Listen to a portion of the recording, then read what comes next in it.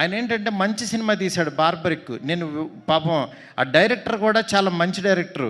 100 సార్లు చెప్పా, గురు ఆ టైటిల్ బార్బరిక్ అంటే అదేదో బార్బిక్యూ లాగా ఉంది, ఎవరికి అర్థం కాదు, నువ్వు ఆలోచించని 100 టైటిల్స్ పంపించా. రోజు ఒక టైటిల్ చెప్తే ఎక్కదేమో అని లోగోస్ రాసి పంపించేవాడిని.